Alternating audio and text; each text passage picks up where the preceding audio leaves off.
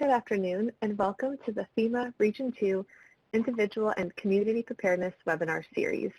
My name is Allison Albright, and I'm the Regional Preparedness Liaison for FEMA Region 2. I'm going to provide a few technical considerations before we begin. Today's proceedings are being recorded and captioned. The archived event will be available on the FEMA website in the coming weeks. You should hear audio through your computer speakers, so please ensure your volume is turned up so you hear the proceedings accordingly. In the top right corner, we ask if you'd like to receive news and updates from Region 2. If so, please enter your email address and we'll be sure to add you to the distribution list. We will have a question and answer session after the presentation concludes. You'll see a Q&A pod in the lower right-hand corner. Please feel free to submit your questions about the subject matter there, and time permitting, we'll do our best to answer them. Finally, the PowerPoint presentation from today will be available for you to download in the file share pod as a PDF. You can click on the file and download it using the download button.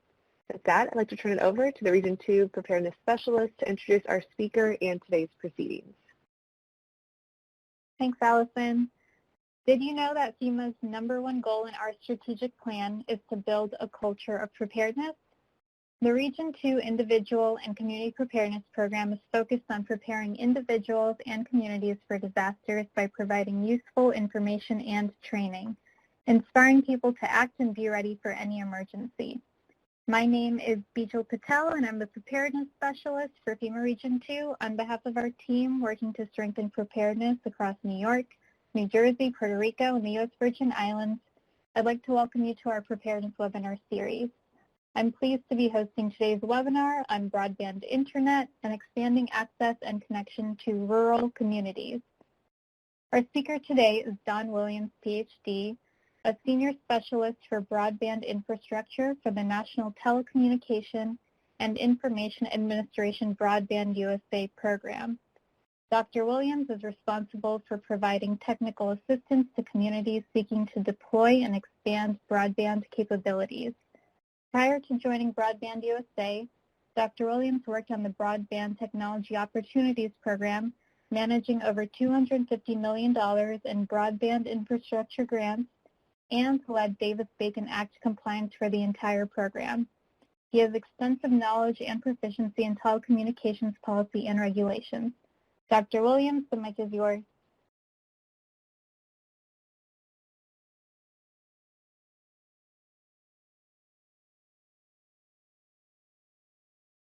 Don? Don, are you there? You may be muted. Can you hear me now? Yep. Okay, great. Well, thank you very much. Appreciate the introduction. I want to thank Allison and the FEMA team for once again providing an opportunity to speak to folks on the importance of broadband for economic development and sustainability of communities in our country. Today, we want to talk particularly about the importance of broadband planning. And we're going to do that, and we're going to also try to talk a little bit about partnerships, public-private partnerships, and a number of other things that are going to be part of broadband planning. So with that, let's start off. So we like to call this a broadband roadmap. On our website, we have some materials that are related to planning for broadband, and that website can be found by very simply going to Google or a search engine and typing in NTIA resources, and it will come up with quite a lot of really good materials and data sets on broadband expansion and deployment and the importance of broadband for economic development throughout our country. So when we're looking at this planning document we're going to go through today, one of the things is that there's going to be 6 stages, major stages we're going to be working on. And each stage plays a different role, but they all come together and result in a good broadband plan, by which we mean a plan that is actionable, a plan that is well thought out, and that can proceed towards implementing an expansion of a system, bringing a system network to an unserved area as well. because what we're really interested in is plans that have an ability to involve stakeholders. We're going to talk about that in particular. But we want a plan that's going to be actionable.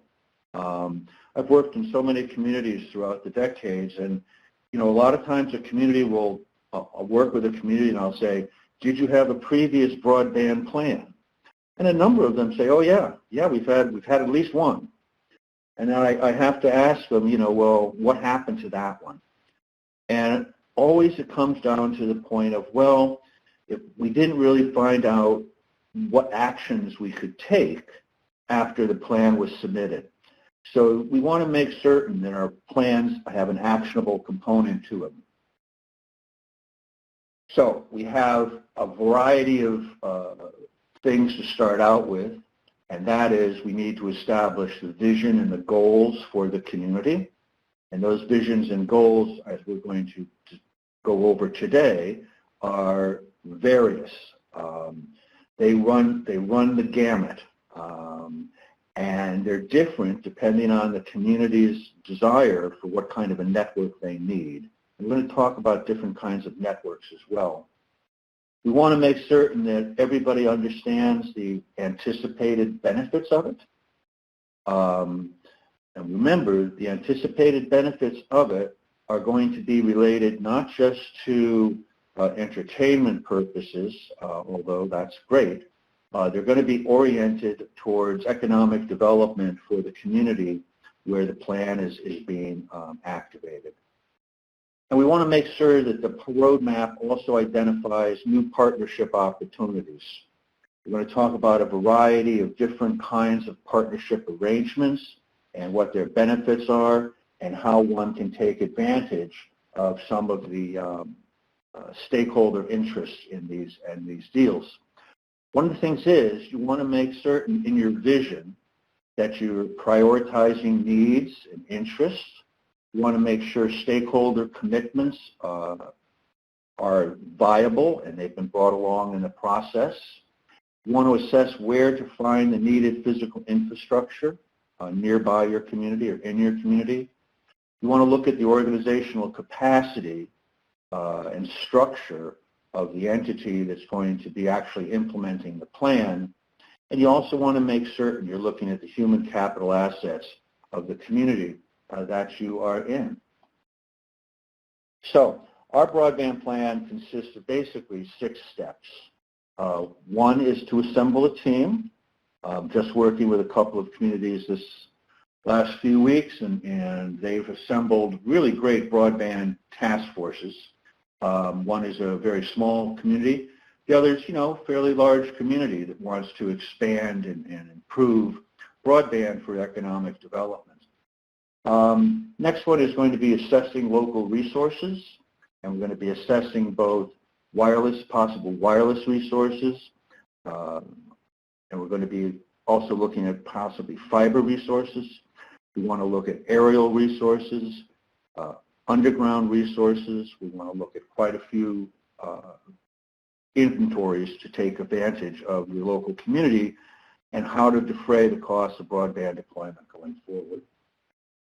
Very importantly for every plan is engaging local stakeholders, and the stakeholders are going to be with you throughout the planning process.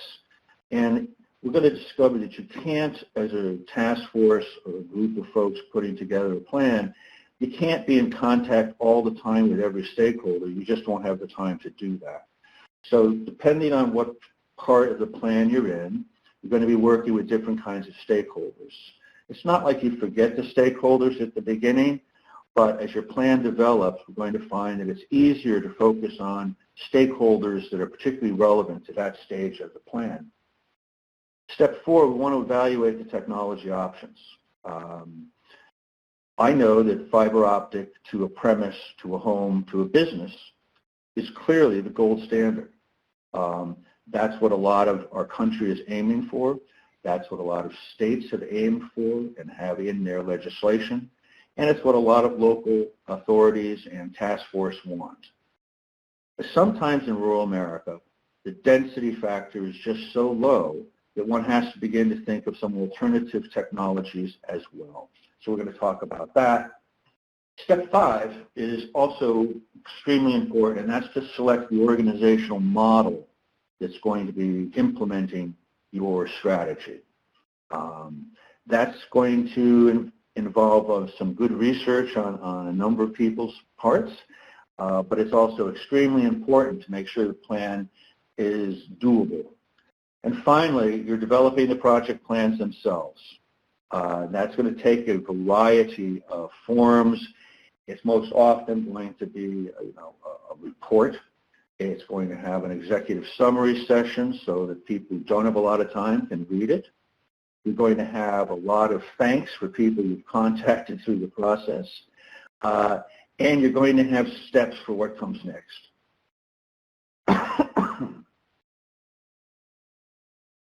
All right, so assembling a team, extremely important, and that's going to be your first step. Community can assemble a team to develop the vision for the broadband effort. Different people in the community are going to have different varieties and ideas on what's important for broadband planning going forward. So we want to involve a variety of skill sets. So a mix of skills. Oftentimes the team shouldn't be gigantic, right? We've all worked with, a task force team that just has far too many people. People can't come to the meetings. Folks are busy. Some of them are on the force. They can't actually participate that much. So when we're assembling the broadband team, we want to make certain those participants are able to devote the necessary time to the project and also have a good understanding of the common goals that get developed. And we want them to have various backgrounds or viewpoints. So all those things are important for the team. Teams need to include some individuals with experience in telecommunications, information technology, marketing, and business, as well as individuals who really understand the community's needs and goals. You're going to be developing ideas on how broadband is going to impact the community. You're going to be working on research methods to test some of your assumptions about that. You're also going to have to decide the analytic framework that you're going to use to look at costs, risks, and potential benefits to the economy, institutions, as well as residents. So some communities set up different task forces. So they'll have a sub-task force if the community is large enough, a sub-task force for the educational institutions, sub-task force for local governments and IT departments, and then they're also going to have perhaps a larger task force focusing on broadband and economic growth and development. All of these different teams are going to be a part of the major task force, but sometimes it's beneficial to actually make certain you've got a variety of independent teams working on particular efforts, particular projects. When considering potential partners, communities can target organizations that align with their goals and also organizations that can benefit from the project. A diverse group of partners can increase access to expertise as well as resources. So partnerships can be based on shared interest as well as funding opportunities. So if a community, a nonprofit, private operator needs to fund work for the project, it could be helpful to find a partner with financial resources. Whether that partner is a local bank, whether that partner is a federal agency with a grant program, a state agency with a grant program, or someone who is a provider in the area or nearby, those people are all folks that we know are going to be involved in possible funding of it. Assets. We also want partners to possibly share assets instead of or in addition to funding. That can include existing fiber. It can include access to the rights of way. It can include a utility that's local that is able to talk with you in real terms about access to the poles if you're doing aerial. And we also want somebody to think about the resources. And again, the resources are going to be beyond simply funding. It's going to involve personnel. So if you've got a community that has funds for a network but doesn't have staff or experience with this network infrastructure, private operator could in fact provide very helpful expertise and skill sets to make the project go forward. And remember, even from the very beginning of planning, we want to bear two things in mind. One, we want to think about financing all the time. There's never too early to think about how the network is going to be financed. And finally, we want to make certain that the network we're talking about is appropriate for the community that you're thinking of. And we're going to talk about how to think of that to make certain that the plan is actionable and can continue towards the important stage of implementation. Because when all is said and done, we want this network to be built and we want the network to be used. So our next slide is talking about some of the primary objectives that a project might have. It can be helpful to develop a core team to support each one of these planning efforts, as we talked about before. A team can be assembled based on a mission to include a mix of skill sets, varying backgrounds, viewpoints, but we also want to make certain we all have a common goal. That common goal can be wide, it can be a little varying, but we want to make sure that the team members are all on the same page when it comes to promoting a common vision and a common set of goals for the community. For example, if your goal is to increase economic growth, development in the community, number of stakeholders that have to be contacted right away. Business leaders, heads of the Chamber of Commerce, business and district leaders, and they can share the challenges they face. You want government leaders who know the regulatory climate, and importantly, you want to involve your economic development organizations early on in the process. The reason for that is they more than most will recognize that without good broadband connectivity, economic development is incredibly difficult at this point in time and really has been for a while. When you work with communities where the population is declining, part of that, there's a variety of reasons for those things, but one consistent is they have really bad broadband connectivity. It's really hard to do telework from the community. Telehealth is not available in the community.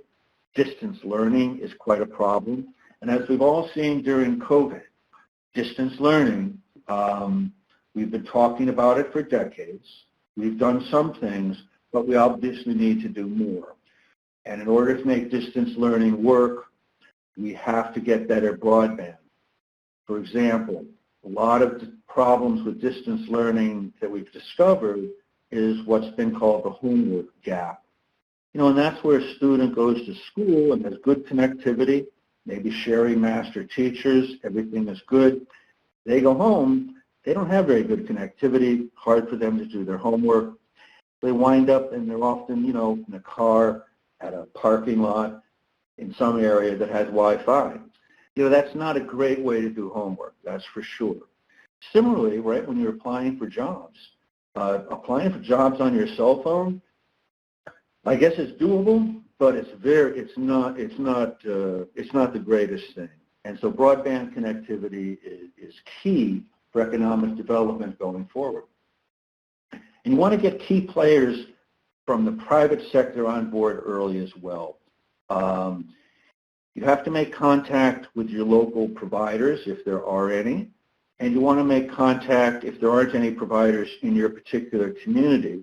Try to reach out to some local providers that are nearby and get some of their ideas on what their plans are for expansion, if they're facing any issues that make deployment of more broadband difficult for them. Similarly, if we're working on institutional connectivity, again, if you're really focused on institutional connectivity, there are such networks, and they really don't go to residential users. They focus on the institutions. Those are valuable networks. Sometimes those networks are perfectly appropriate for economic development strategies, but increasingly, as we all know, telework is becoming routine and widespread. And when that's the case, economic development strategies also are going to require good residential connectivity. Okay, so we talked at the beginning about broadband objectives. There's so many reasons why a community can decide to start a broadband project. Again, maybe you want to decrease the education costs in your community and increase distance learning opportunities. FCC determines that digital education resources can save around $600 a student per year when there's good distance learning available. Maybe residents or businesses who've been leaving town to look for work or to increase sales, and you want to give them reasons to stay. Those reasons can include increased revenue, new jobs.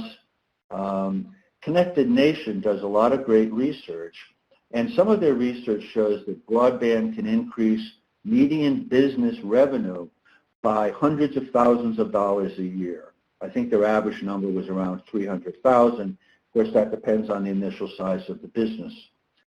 But broadband is also the link that ties your community together. In fact, it makes your community connect to the whole world. It doesn't really matter if your community is in an urban center, a remote plain. High-speed internet access is the tool that's going to help the members of your community and institutions thrive. And that's what we want to see. We want to see the network be built. We want to see people and institutions on the network. And that's going to make that community and the individuals and the businesses be successful and thrive going forward.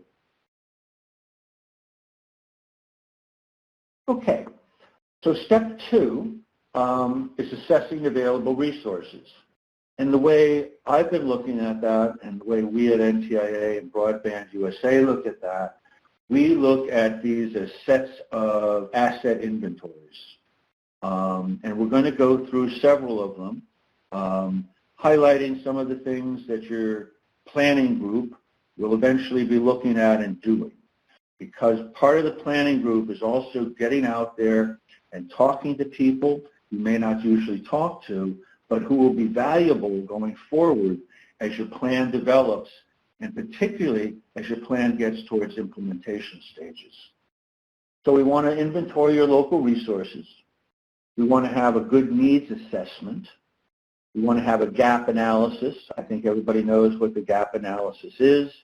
That is, you determine what it is you currently have for existing resources, broadband assets, and you do a needs assessment. The needs assessment can focus on the business community and the residential community. It can focus on other nonprofit institutions.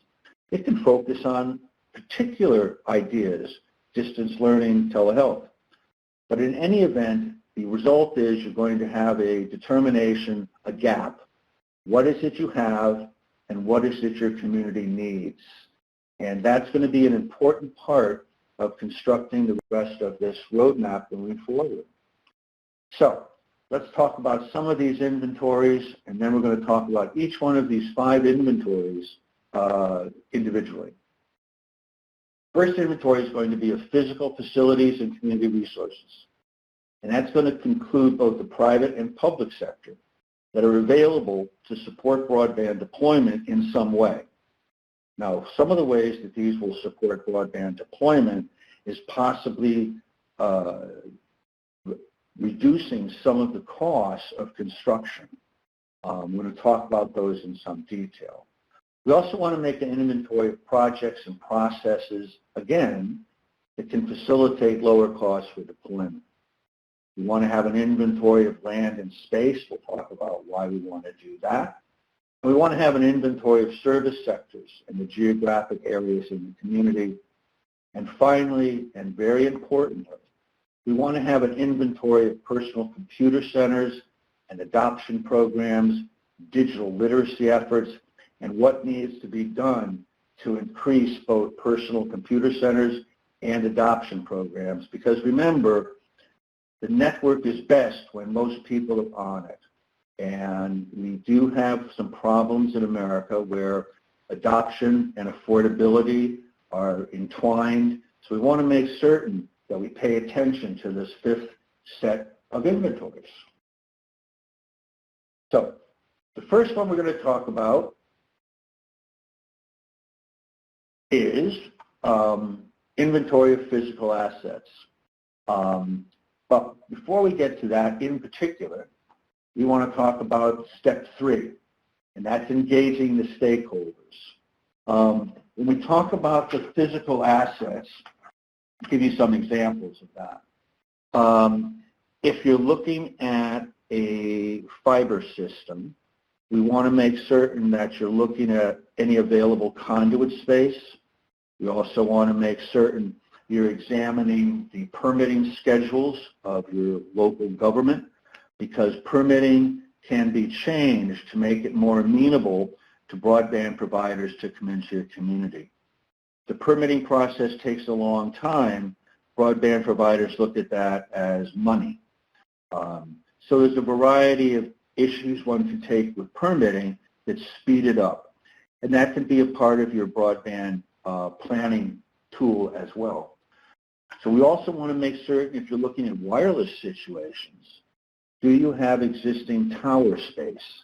And I don't just mean, towers built for fixed wireless or cells.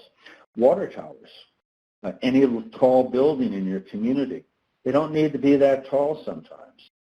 Those are areas that will reduce the cost of constructing a tower. And if you can reduce the cost of tower construction, if you can reduce the cost of putting in fiber in underground, that's important. So some of these areas are going to be very, very important for your team going forward. Again, let's go back to that other slide, because I want to also talk about the processes and projects. So you know, part of the issue for broadband deployment is construction. And most of the costs of broadband networks are constructing the network itself. For example, every time that there's a road project, those road projects should be noted by the planning committee, by your planning task force, and correlated with possible use of putting in conduit. Once the conduit is in, you don't need the fiber, but once the conduit is in, it greatly reduces the cost of construction by leaps and bounds. So we want to make certain that the processes of your transportation system, road circulation, that those are opportunities for the community to put in conduit so that it becomes very inexpensive and easy for a provider to come in and use those conduits. That is a great big help for those communities. Similarly, inventory of land and space.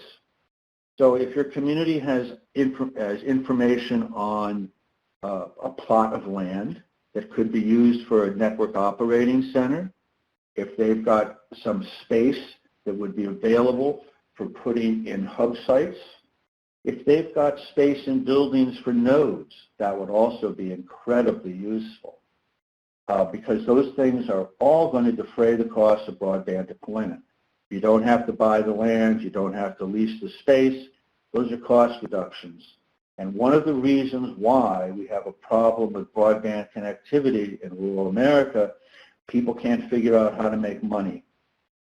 And we have to be able to make certain that we've done everything we can as a community to make certain that the costs that are going to be borne in construction are as low as we can possibly make them. Inventory of service sectors and geography areas in the community. So we want to make certain we have a good understanding of who the employers are, what their needs are going forward with broadband. Again, this is also going to be talking to your economic development people, which are hopefully on your task force team. And importantly, again, inventory of computer centers and adoption programs. Vital. So some of the folks that you're going to be talking to do these asset inventories, and we have actually punch lists of these inventories which we can provide to you. If you contact us, we can work with you on that. You're going to be talking to emergency management people. You're going to be talking to the people in charge of traffic engineering, city engineers, public works, tax assessor. You're going to also be working with the zoning department, permit department. Your GIS is very important, because the GIS people are going to be involved in helping you with your broadband planning document, because they'll be the ones that are providing layered maps for what you currently have, what you need, where things are going to be put, and some of the other things that are necessary for broadband planning. So those are all vital to talk to. And remember, when you're on these task forces, you're not expected to be a broadband expert. There might be folks on the committee that are. That would be great. But remember, the main thing is you're going to go out and you're going to promote better broadband. And I haven't not been in any communities over the decades where people say, yeah, no, we don't need better broadband. I mean, sometimes, right? But mostly everybody you talk to is going to agree that we need better broadband connectivity. And they're all going to acknowledge that it's vitally important going forward. So you have to meet all these people, talk to them, and bring them along as part of your stakeholder community going forward, which leads to engaging stakeholders. So engaging stakeholders are important. Number one, they build relationships. They strengthen areas of agreement, and you want to reach out to new stakeholders as well. So the planning task force is going to have a plan for civic and stakeholder outreach. And you're kind of going to have to tailor those efforts to the community's residents' preferences. For example, is it in-person meetings? Is it an online newsletter? And people in the community, will be more familiar and more amenable to some forms of contact by your group than others. So this is something that, you'll work on when you're creating your team. So you want to you've got your planning team, you're sharing a vision, you're discussing some of the assessment findings, you're sharing initiative plans, providing feedback. Holding meetings and discussion groups is pretty important to hear new perspectives on how broadband can benefit the community that you're serving. It's no doubt that you're going to be reaching out to, the government, local governments, community institutions, schools, hospitals, Chamber of Commerce, economic development organizations. All of these groups are stakeholders in the community. You also probably, if you're working on a residential network as well, you're going to want to reach out to homeowners associations, real estate agents. And one of the reasons for reaching out to real estate agents is they will be the first to tell you that it is incredibly hard to sell a home these days that does not have broadband connectivity. In fact, if it does have good broadband connectivity, the price of that property goes up. So it's important to look at all the various benefits that broadband brings to so many different kinds of stakeholders throughout your community. So that's really important to do. So let's look at this next slide, which is basically saying, okay, we've got this buy-in process coming our way, right? So the success of this project is ultimately about the people as customers that this network is going to be serving.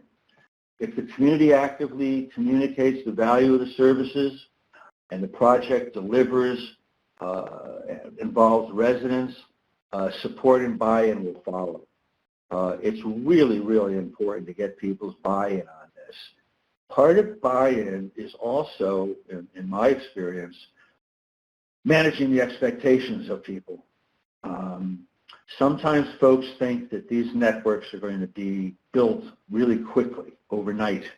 That's not going to happen. networks take some time for design, some time for financing, and construction can take a while. That's particularly true if the network is going to be aerial and you're looking for pole space, and the poles have to have a bunch of work done on them in order to make them ready to accept another line. You know, that's called make-ready. Make-ready can get expensive and take a lot of time. Similarly with underground construction. I've been working with some communities in the past, and they hit rock all the time. That breaks the drill bits. That makes everything more expensive because the crews have to be out there for longer periods of time, and that costs more money. So it's really, really important to make certain that you've got good buy-in and you're managing the expectations of people. You know, so if you're putting in, last time we talked about middle mile networks. The middle mile networks reach out to the internet exchange points, which will get you onto the World Wide Web. But remember, the middle mile network is vitally important because that is how your network is going to connect to the internet globally. So we want to make certain we're clear about that. I bring that up because I've been involved in some middle mile projects. When you go in front of somebody's property, they'll come out and say, hey, when do I hook up? And then you have to explain to them, oh, I'm sorry, you know, we're a middle mile. We're waiting for last mile people to come on. And you know, sometimes people don't take to that very well. They go, well, you're right in front of my house. Just hook me up right now. So managing expectations is good. Two-way communications is important. You want your stakeholders to share feedback with the project team. That's an open dialogue. And the open dialogue is also important for this third reason, which is transparency. You know, the residents and your business communities, they want to know that you're being responsible stewards of the community's resources. They want to know that the project you're talking about is actually going to set, understands the goals that that community wants and will accomplish those goals. So it's important for that, for the broadband planning teams, task forces, to be transparent. And that is, again, to provide information on what happened at the last meeting, whether they are notes, whether it's a Zoom meeting and you're recording it, to make certain that everybody in the community has access to what it is you've been doing, because that helps build up support for the project. And the project is going to need all the support that it can get going forward. So we've got the broadband team. We're assessing resources, and we're still engaging stakeholders. You never stop engaging stakeholders. What changes is the stakeholders you engage at the different points in the project. We're going to talk a little bit about that as well. So a lot of times these things can happen simultaneously if you break the group up, and each one is given a particular set of tasks, one focusing on education goals, another on business development goals, one on telehealth goals. But eventually, you know, you're going to reach some of those stakeholders, and then you're going to reach out to other stakeholders. And that's going to change as the project goes along, because it's impossible to talk to all the stakeholders all the time, because most people on the task force are busy to start with. They're volunteers. No one's paying them. And reaching out to stakeholders, while vital throughout the process, you can't reach out to all the stakeholders all the time. We'll talk about some of the ones to reach out to in the first bit. The first stakeholders one wants to reach out to, in my opinion, are your local government leaders and your state leaders. So if your state has a broadband office, and I believe at this point all 50 states have a broadband office, some are very vibrant and large, others are smaller. That also depends on, you know, the political inclinations of those in charge of the state, and where they think broadband is in terms of their state projects. But those folks are important because part of your planning team has to recognize what are you entitled to do as a public entity. I say that because there are about 19 states that have restrictions on what local government authorities can do in the telecommunication field. Some of those laws are outright restrictions. You know, local governments cannot provide telecommunication services beyond their own uses. Others make different requirements. Those requirements might be you have to charge a market rate, you have to have a referenda. I know Colorado has a referenda law. They've had dozens of referenda on should a municipality begin to build a network, and all of them pass overwhelmingly. But nonetheless, you have to go through that referenda.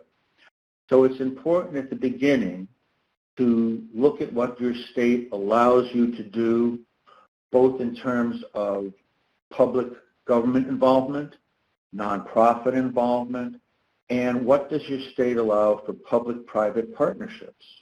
You know, each state will have a different set of rules, laws, and regulations guiding public-private partnerships, what forms they can take, what restrictions there are, and perhaps there are restrictions on broadband public partnerships in particular.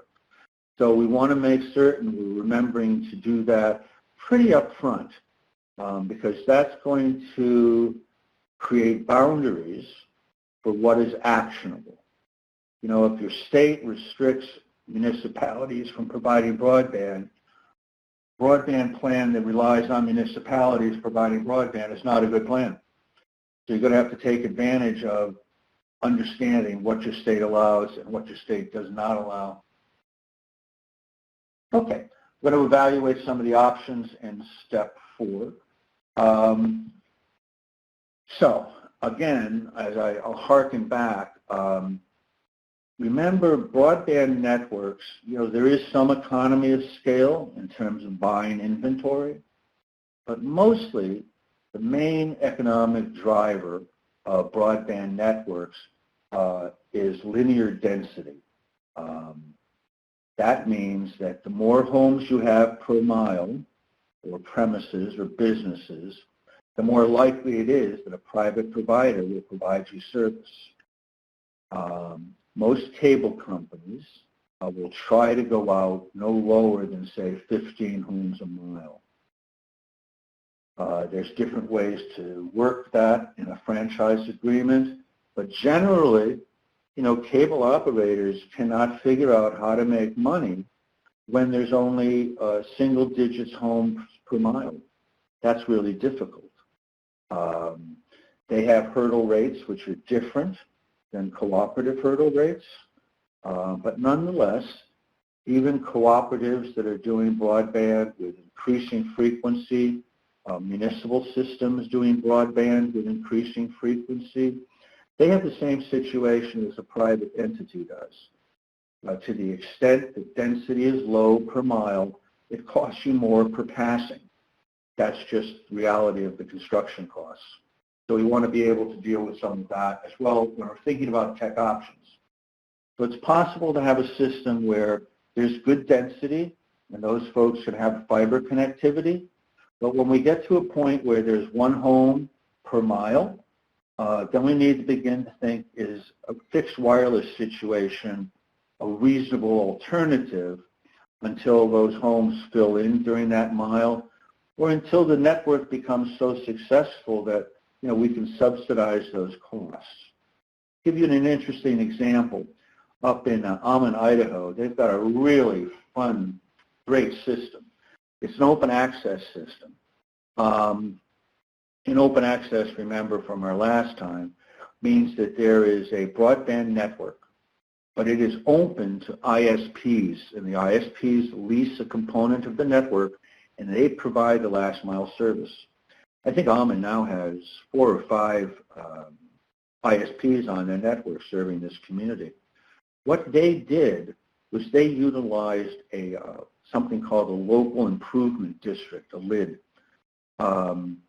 What that did was when the construction crews for the city of Almond came into a neighborhood,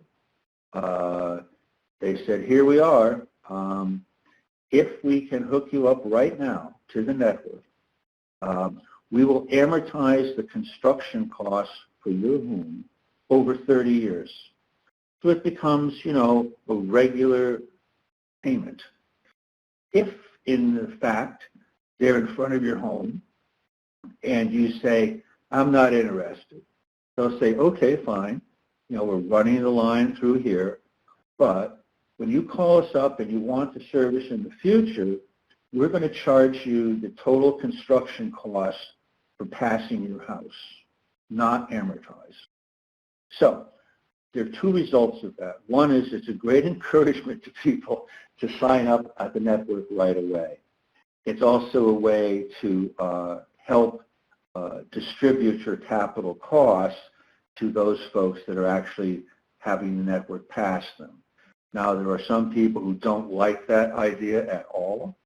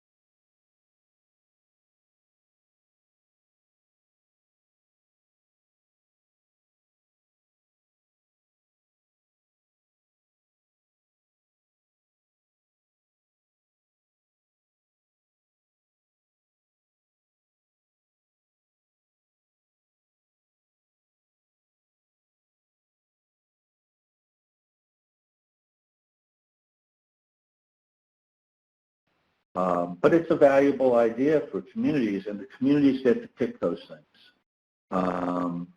And the lid district that Almond is doing works pretty well from what I can tell. So there's different ways to go about that.